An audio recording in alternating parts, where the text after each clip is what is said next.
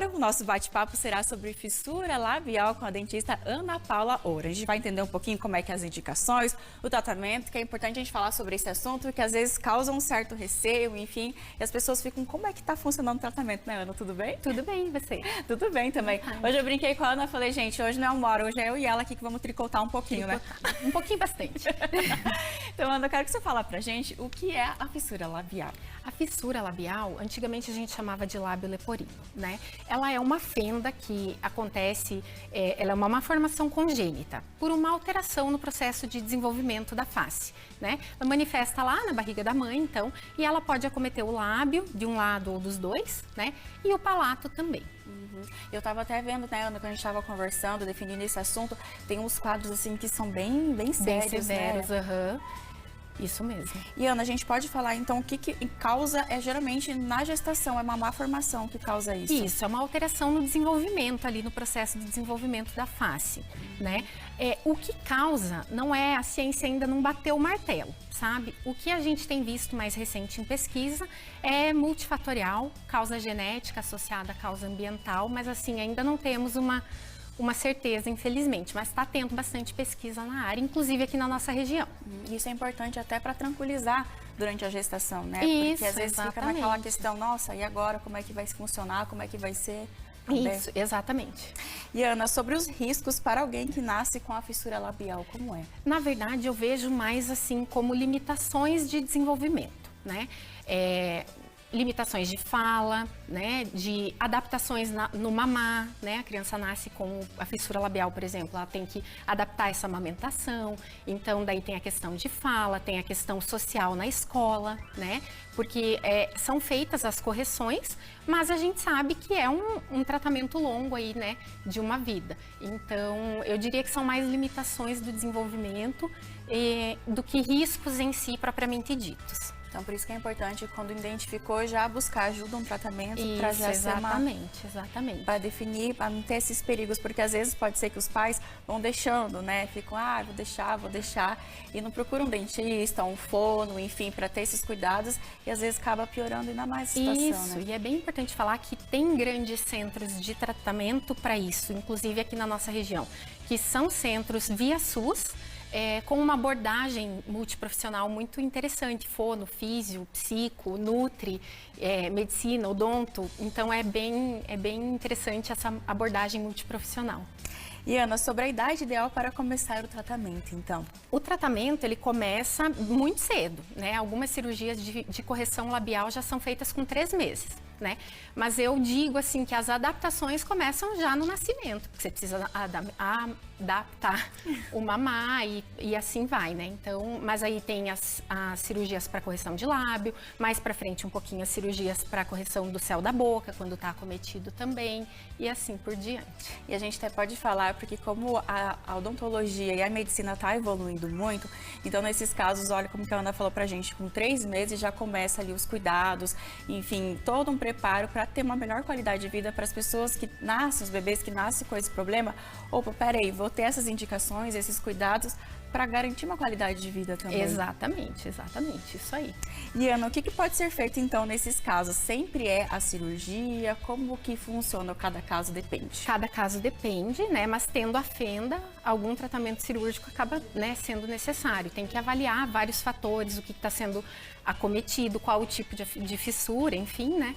Mas cada caso é um caso, mas a gente sabe que as cirurgias, elas acabam fazendo uma parte importantíssima do tratamento. E essa cirurgia geralmente é com médicos, dentista ou multi... Depende do que precisa fazer. Depende muito. Depende muito. E o pós é muito complicado, Ana? Então, é uma coisa que também depende no sentido assim, que uma cirurgia com 3 meses é diferente de uma cirurgia com 6 anos ou com 1 ano, 1 ano e meio, né, quando vai corrigir o palato, por exemplo. Ou às vezes até na vida adulta, a pessoa fez a correção quando era criança, mas ela considera que ela precisa de uma correção mais relacionada à parte estética, e aí é um outro tipo de cirurgia. Então, acho que tudo vai variar ali de acordo com o que foi feito para aquele caso de fissura em específico.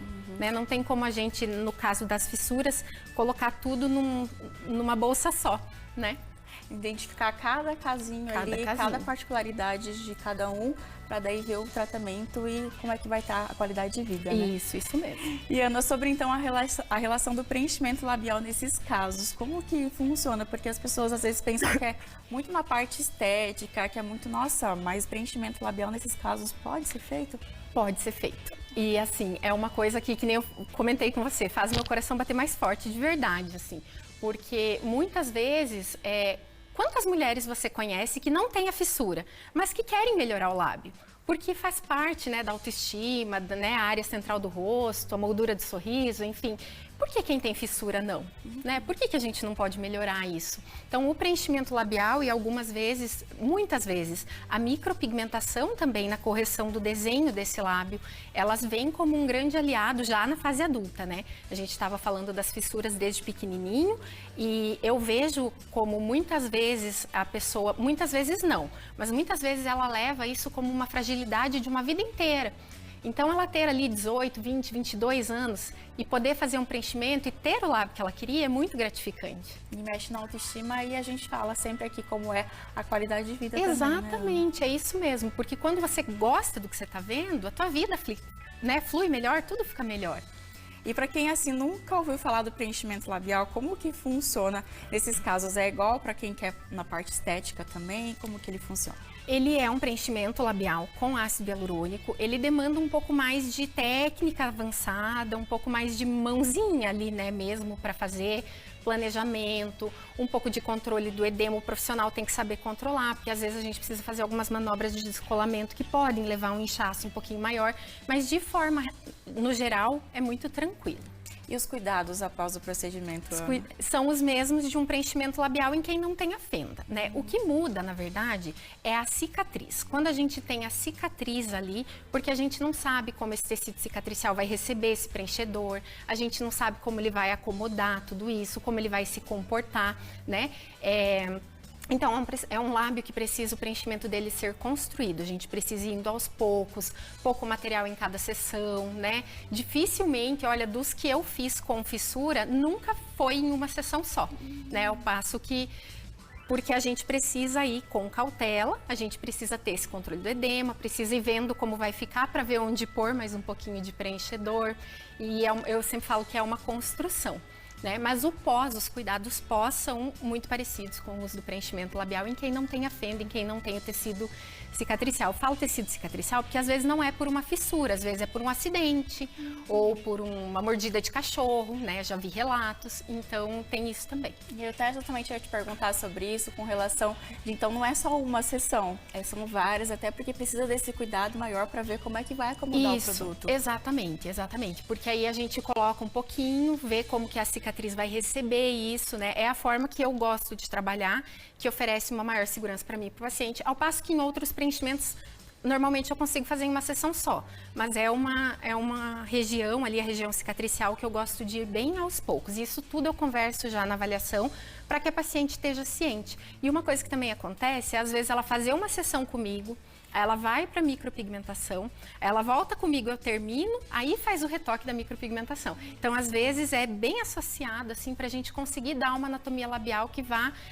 ao encontro do que a paciente estava precisando e procurando. E essa parte central, assim, do rosto mexe muito, né, com nós mulheres, né? Claro que sim. Aquela coisa, assim, que às vezes a gente pensa que não vai fazer uma diferença, um detalhezinho que mas faz, né? Faz sim. E toda fissura labial, ela pode ser feito preenchimento labial ou não? Na verdade, a gente não faz na fissura, né? A gente faz no lábio que foi corrigido. Então, esse lábio foi corrigido lá da infância, algumas vezes foi corrigido, né, pela cirurgia plástica depois de adulto, né? E aí depois a gente pode pensar em preencher. Porque é muito comum, mesmo depois das cirurgias corretivas, que fiquem alguns detalhes. Um lábio superior mais fino e o outro mais grosso, ou a própria cicatriz em si ali meio que cortando aquele volume labial. Então, a gente faz nesses casos assim, mas é o lábio já corrigido. A gente não pega o lábio com a fenda e preenche, isso não. E, Ana, a gente já ouviu falar muito casos assim, de o preenchimento dura mais ou menos um ano, ou até às vezes um pouquinho menos, depende também de cada paciente. Isso. No caso, quando é feito nesses casos de fissura labial, também é preciso fazer a cada um ano? Como é que é a indicação? Eu costumo dizer assim, quando você estiver te incomodando, que você sentir que está esvaziando, você me procura para fazer. Porque, para não colocar uma data certa, porque justamente a gente não sabe como vai ser no tecido ali que está com a cicatriz, né? Eu já li estudos de que poderia durar mais, né? Mas não era em lábio, né? Esse estudo especificamente. Poderia durar mais no tecido cicatricial, mas não era lábio. Então a gente ainda não sabe muitas coisas, né? O que a gente sabe é que pode ser feito, que é seguro, que tem bons resultados e que o material de eleição é o ácido hialurônico, que não é um material definitivo.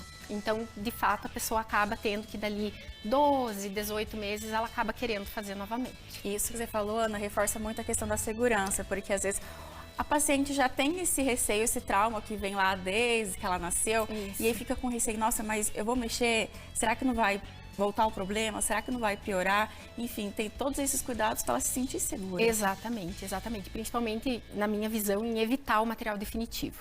Nesses casos, sempre, eu não gosto muito de materiais que são definitivos, né? A gente tem uma polêmica bem ampla aí sobre o PMMA e particularmente não gosto muito, mas o ácido hialurônico acaba sendo um material super biocompatível e não definitivo, com um tempo bom aí de durabilidade, que permite para a paciente ali, dali um ano e pouco, estar fazendo isso de novo com segurança. E até isso que você falou, Ana, ultimamente teve um caso, né, que abrangeu todo o Brasil, que chamou muita atenção de usar esse produto. Enfim, que a pessoa às vezes vai lá e confia e de repente a pessoa usa aquilo e danifica e a dor de cabeça que vai ter depois é bem pior, né? Justamente. E aí não sai, né? Aí não sai. Complicado. Então, por isso a escolha do ácido hialurônico, por além de todas as propriedades boas dele, né? De fazer uma volumização que é suficiente, porque eles não são todos iguais, então precisa saber escolher o tipo de ácido hialurônico. E aí tem a questão dele ser absorvido pelo organismo. E a questão da dor, do desconforto, como é que é, A gente anestesia. Eu sou dentista, né? Então, anestesia de boca é aí a história de uma vida. Mas é bem tranquilo, costuma ser bem tranquilo. No paciente com fissura, algumas vezes a gente tem alterações anatômicas, porque a cirurgia já alterou algumas estruturas, então pode precisar de algum complemento, alguma coisa assim, mas assim, no geral, tudo muito anestesiado e tudo muito tolerável. E Ana, como é que foi esses casos, até que a gente já viu várias vezes as imagens mostrando ali no ar, dessas pessoas que foram, buscaram você e viram a diferença, e essas mulheres voltar à autoestima, como que é esse lado profissional também? É muito gostoso de verdade. Por isso que eu te falei, né, que chega o coração bater mais forte. E eu fico muito grata.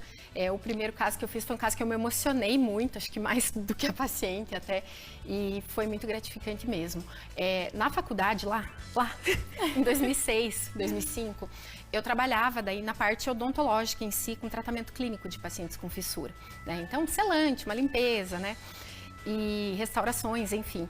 E aí depois eu formei, acabei indo para outras áreas e ficou aquela paixão guardadinha, sabe? E aí foi quando eu vi que na harmonização eu poderia ter a chance de trabalhar não mais com as crianças lá no tratamento odontológico em si, mas lá na frente também auxiliando as pessoas que de alguma maneira querem melhorar aquele quadro que elas vêm trazendo aí de uma vida inteira. Então foi bem especial.